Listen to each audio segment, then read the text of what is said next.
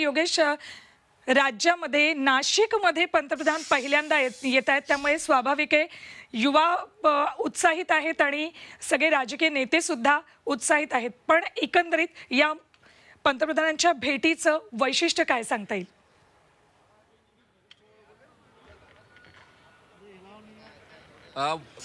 गेल्या लोकसभा निवडणुकांमध्ये पंतप्रधान नरेंद्र मोदी आले होते. त्यानंतर पहिल्यांदाच नाशिकमध्ये ते येत आहेत. युवा महोत्सव खास म्हणजे जे युवा महोत्सवाचं आयोजन, राष्ट्रीय युवा महोत्सवाचं आयोजन जे करण्यात आलेलं आहे त्याच्या उद्घाटनासाठी ते येत आहेत.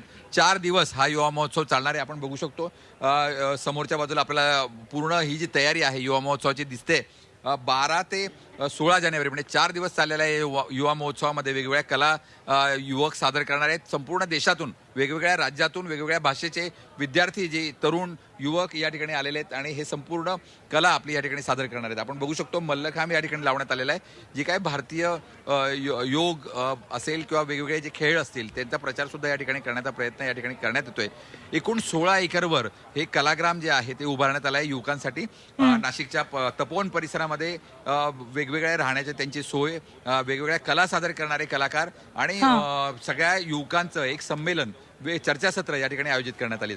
या निमित्तानं युवकांना प्रेरित करण्याच्या दृष्टिकोनातून आता नरेंद्र मोदी या ठिकाणी काय बोलतात याकडे सर्वांचं लक्ष लागलं. अगदी बरोबर आहे. तरुणाईमध्ये त्यामुळे जास्त उत्सुकता आहे की पंतप्रधान इथे आल्यानंतर नेमकं काय बोलतात आणि आपल्याला काय सल्ला देतात.